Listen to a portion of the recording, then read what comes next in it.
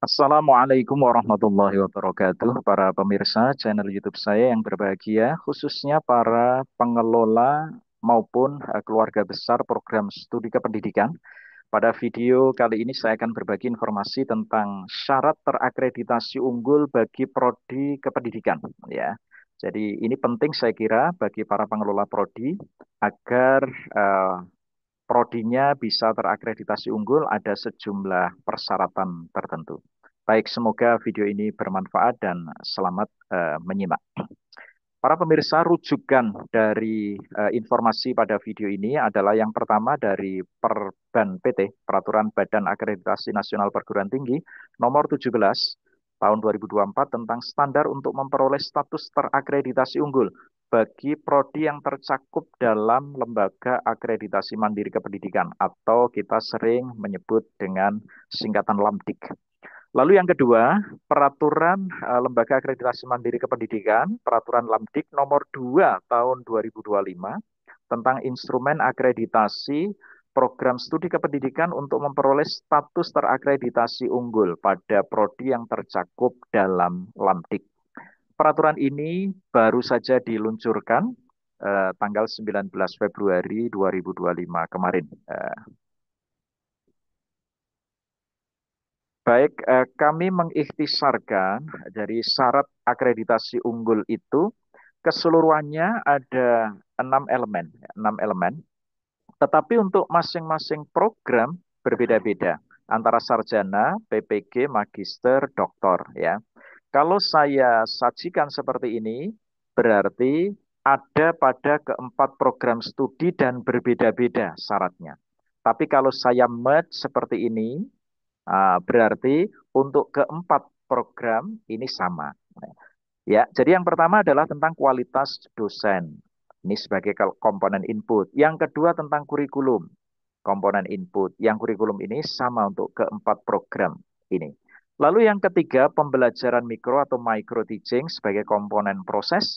Ini hanya ada pada sarjana dan PPG. Sedangkan untuk magister dan doktor tidak ada syarat ini ya. Berikutnya yang keempat, pelaksanaan SPMI dengan siklus PPEPP. Ini keempat program sama. Sarjana, PPG, Magister, Doktor sama. Lalu yang kelima untuk produktivitas karya inovatif mahasiswa sebagai komponen luaran. Ini ada pada sarjana, Magister, Doktor. Untuk PPG tidak ada syarat ini. Ya. Lalu yang keenam untuk produktivitas publikasi dosen sebagai komponen luaran. Ini untuk keempat program ini ada dan berbeda-beda. Sehingga singkatnya untuk sarjana ini ada 6 syarat khusus. Syarat syarat perlu, istilahnya syarat perlu. Saya tadi menyebut syarat khusus ya, maaf salah. Itu kan kalau untuk kenaikan jabatan fungsional dosen ya, syarat khususnya. Jadi ini syarat perlu untuk terakreditasi unggul. Untuk PPG ada 5, untuk magister ada 4, doktor ada 4. Ya, rinciannya sebagai berikut. Yang pertama, ini terdapat dalam lampiran Perban PT 17 tahun 2024. Ya. Jadi untuk kualitas dosen sebagai komponen input, ini yang dilihat ada 2 komponen. Satu, kualifikasi akademiknya doktor. Yang kedua, jabatan fungsionalnya. Jadi ada 2 sub elemen ya. Jadi tentang kualifikasi pendidikan dosennya dan jabatan fungsionalnya. Untuk sarjana, sekurang-kurangnya 20% DTPS ini kualifikasinya doktor. Ya. Sedangkan untuk PPG 50% doktor, magister dan doktor ini pasti ya karena syaratnya untuk dosen di magister dan doktor itu memang harus doktor ya ini pasti 100%, 100%. Oke. Berikutnya untuk jabatan fungsional, untuk program sarjana sekurang-kurangnya 2 DTPS ini jabatan fungsionalnya minimal lektor kepala. Untuk PPG ini sekurang-kurangnya 3 lektor kepala. Untuk magister, sekurang-kurangnya 1 DTPS ini guru besar, lalu untuk doktor sekurang-kurangnya 3. Nah, angka ini kuantitatif sekali, sehingga bagi pengelola program studi, mulai saat ini harus sudah bisa mempetakan, menata ya. Bagi perguruan tinggi besar, angka-angka kuantitatif ini saya kira tidak masalah ya. Saya pikir tidak masalah ini. Tapi untuk perguruan tinggi kecil, ini perlu melakukan manajemen sumber daya manusia yang sistematik, terencana, agar ketentuan-ketentuan ini bisa dipenuhi. Saya mohon maaf menggunakan istilah perguruan tinggi besar, perguruan tinggi kecil, nggak punya maksud apa-apa, kecuali hanya agar apa yang saya sampaikan bisa jelas ditangkap oleh pemirsa di channel YouTube saya ini. Ya. Mulai sekarang dipetakan, ya, kalau belum punya doktor, ya, di program sarjana ya harus diupayakan, ya. Jadi 2 DTPS sekurang-kurangnya lektor kepala. Bagi perguruan tinggi besar nggak masalah ini. Tetapi saya pernah datang di perguruan tinggi yang mohon maaf kecil begitu, jangankan lektor kepala, lektornya belum ada. Baru, perguruan tinggi baru, masih kecil ya, jabatan fungsional dosennya belum eh, mengajukan, belum ada pendampingan, pembinaan, dan seterusnya. Ya, jadi ini angka-angka kuantitatif yang harus dipenuhi. Yang kedua, syarat yang kedua adalah tentang kurikulum. Ya, jadi pastikan baik program sarjana, PPG, magister, doktor, program studi itu melakukan asesmen pencapaian CPL. Dan ini minimal pada 25% mata kuliah penciri keilmuan program studi. Jadi melakukan asesmen pencapaian CPL berdasarkan capaian hasil belajar. Yang kedua, melakukan evaluasi terhadap asesmen pencapaian CPL, tentu harus didukung dengan bukti yang sahih. Yang ketiga, melakukan tindak lanjut. Jadi urutannya ya singkatnya, satu, melakukan asesmen pencapaian CPL, dua, melakukan evaluasi, tiga, melakukan tindak lanjut. Dan ketiganya ini harus didukung dengan bukti yang sahih. Ya. Berikutnya yang ketiga, terkait dengan pembelajaran mikro atau micro teaching atau sebutan lainnya. Jadi untuk prodi kependidikan yang mengajar, ini micro teaching, untuk yang non mengajar ya sebutan sejenisnya, karena ada prodi kependidikan yang non mengajar, sebagai contoh bimbingan konseling, sebagai contoh administrasi pendidikan, sebagai contoh manajemen kependidikan, ya. Jadi ada syarat dan ini terjadi hanya pada sarjana dan PPG. Maaf, sarjana dan PPG. Kalau tadi saya mencontohkan administrasi pendidikan, ada di prodi sarjana. Tapi kalau tadi saya menyebut manajemen kependidikan, ini biasanya di S2, S3 ya, mohon maaf diralat ya. Ini hanya untuk sarjana dan PPG, bimbingan konseling, administrasi pendidikan, dan lain-lain ya. Jadi pembelajaran micro teaching atau nama yang setara itu yang pertama harus dilaksanakan di lab micro teaching, lalu ada dukungan peralatan yang lengkap dan terawat. Jadi kalau ada prodi kependidikan nggak punya lab micro teaching, jangan harap bisa terakreditasi unggul ya. Atau menyulap ruang kelas jadikan lab micro teaching, tapi nggak ada peralatannya yang lengkap dan terawat, ya tidak bisa unggul. Yang kedua, frekuensi praktiknya untuk mahasiswa sekurang-kurangnya 4 kali selama periode semester praktik. Lalu yang ketiga, melatihkan 8 keterampilan mengajar atau keterampilan sejenis untuk program studi kependidikan non mengajar ya. Jadi 8 keterampilan mengajar seperti keterampilan membuka dan menutup pembelajaran, keterampilan menjelaskan, keterampilan bertanya ya, dan lain-lain ya. Lalu yang keempat, mahasiswa melakukan refleksi diri atas kompetensi yang sudah dikuasai pada perkuliahan micro teaching atau yang nama yang sejenis. Itu yang ketiga. Lalu yang keempat, ini juga keempat program, baik sarjana, PPG, magister, doktor, ini sama, tentang SPMI. Ya. Jadi sistem penjaminan mutu internal dengan siklus PPE-PP. A dan B ini penetapan. C pelaksanaan, D evaluasi, lalu E ini adalah pengendalian, F peningkatan. Pastikan punya ya, jadi menetapkan punya kebijakan, punya struktur atau unit yang menangani SPMI dan punya dokumen lengkap. Lalu dilaksanakan, dievaluasi, dikendalikan, lalu ada peningkatan. Tentu harus didukung dengan bukti-bukti yang sahih ya. Berikutnya, yang kelima ini kuantitatif lagi ya. Ibu Bapak para pemirsa, untuk program PPG ini tidak ada ya, tidak ada ini. Yang ada syarat perlu unggul. Yang kelima ini terjadi pada program sarjana, magister dan doktor.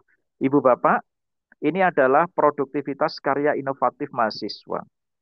Sekurang-kurangnya 25% mahasiswa sarjana itu ya, mahasiswa dalam 5 tahun terakhir, dia harus punya karya inovatif yang berbentuk boleh book chapter, buku ber-ISBN, paten-paten sederhana, hak kekayaan intelektual pada karya modul pembelajaran, media pembelajaran interaktif, aplikasi pembelajaran, karya seni, atau karya lain yang sejenis.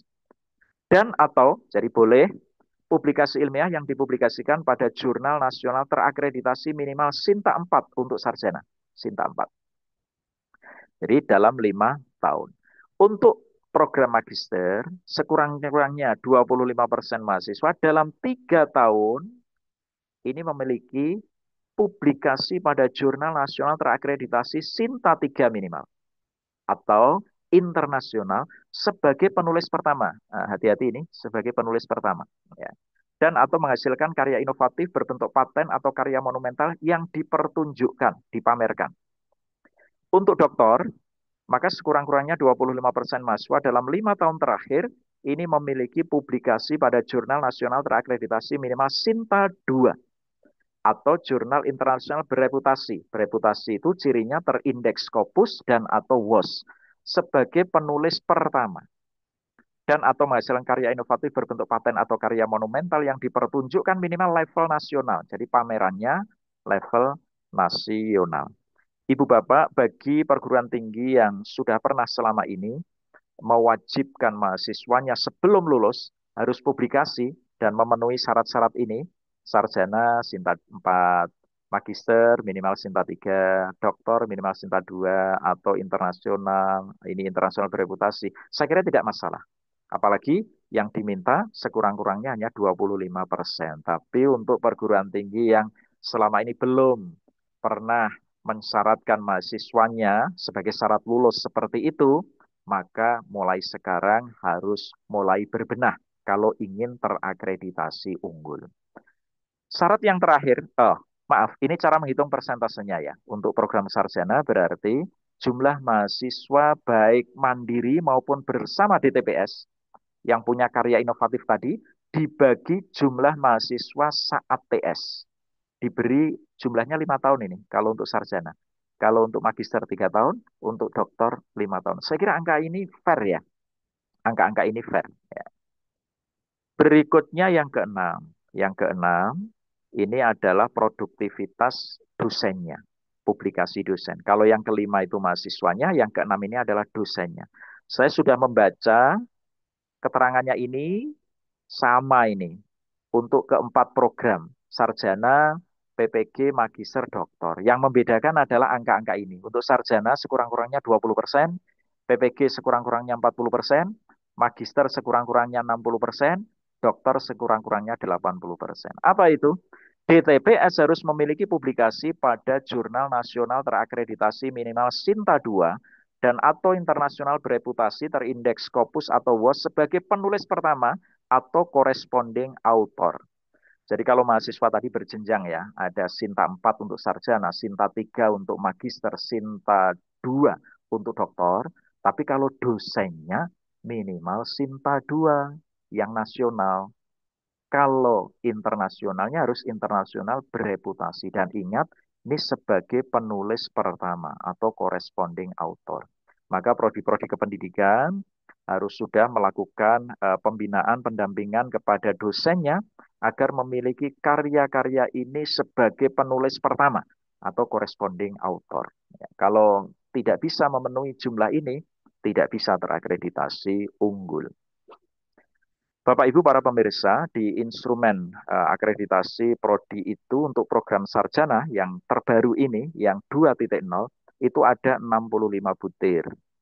Jumlah ini sudah jauh lebih kecil dibanding sebelumnya 85 butir. Ya, sarjana. Yang magister, yang doktor, sampai saat ini saya lihat di lamanya Lamdik belum tersaji. Mohon maaf apakah saya yang kurang cermat melakukan penelusurannya, tapi saya baru menemukan yang program sarjana. Nah, sekarang bagaimana penetapan hasil akreditasinya? Ada dua komponen untuk penetapan hasil akreditasi. Yang pertama skornya, yang kedua pemenuhan syarat perlu unggul. Skornya tentu berasal dari eh, metrik penilaian di rubrik penilaian itu ya yang peringkatnya ada 4, 3, 2, 1 masing-masing butir diakumulasi nanti ketemu skor berapa dengan bobot tertentu ya. Jika yang pertama, prodi itu punya skor 361 sampai 400 dan syarat perlu unggul terpenuhi, maka memperoleh status unggul dengan masa berlaku 5 tahun. Kalau minimal 361. Selama ini angka 361 itu unggul. Nah, sekarang ini 361 minimal plus pemenuhan syarat perlu unggul. Yang kedua, program studi dengan skor 321 sampai 360 dan syarat perlu unggulnya terpenuhi akan memperoleh status unggul, tapi masa berlakunya 3 tahun. Nah, karena skornya 321 sampai 360. Nah, yang tertulis di instrumen Lamdik keterangannya hanya ini. Lalu saya mencoba menambah keterangan untuk pemirsa. Kalau salah, mohon para senior ya untuk bisa mengoreksi di kolom komentar video saya ini di kolom YouTube-nya ya. Bagaimana jika syarat perlu unggulnya terpenuhi? 6 syarat perlu unggul untuk sarjana ya. Tadi kalau magister dan doktor ada 4 syarat perlu tadi terpenuhi, tapi skornya kurang dari 321. Ya tidak bisa unggul, ya hanya terakreditasi. Apalagi yang nomor 2, syarat perlu unggul tidak terpenuhi, ya jelas tidak bisa unggul. Nah, kalau skornya di atas 200, masih alhamdulillah namanya terakreditasi. Tapi kalau skornya kurang dari 200 atau sama dengan 200, ya, kurang atau sama dengan 200, ini malah tidak terakreditasi. Jadi ada unggul, terakreditasi, ada tidak terakreditasi. Dan ini sesuai dengan Permendikbudristek 53 tahun 2023 tentang penjaminan mutu pendidikan tinggi pasal 75. Status akreditasinya terdiri atas terakreditasi, terakreditasi unggul, tidak terakreditasi. Tapi pemirsa, penyebutan ini, urutan ini tidak menentukan urutan peringkat ya. Saya tidak tahu ini saya tulis persis sesuai pasal 76 ayat 6. Mestinya kalau sesuai peringkat, itu ada terakreditasi unggul ini dulu, baru terakreditasi, baru tidak terakreditasi. Terakhir, kapan mulai berlaku? Jadi peraturan ini berlaku sejak tanggal ditetapkan yaitu 19 Februari 2025. Oleh karena itu, perguruan tinggi yang mengajukan akreditasi program studi kependidikan ke Lamdik sampai dengan 18 Februari 2025 masih pakai instrumen lama, instrumen 1.0. Tapi setelah itu, setelah 18 Februari, artinya mulai 19 Februari, menggunakan instrumen 2.0, instrumen terakreditasi unggul. Demikian, semoga bermanfaat. Ya. Apabila ada hal yang kurang berkenan, mohon dimaafkan. Wallahul muwaffiq ila aqwamit thoriq. Wassalamualaikum warahmatullahi wabarakatuh.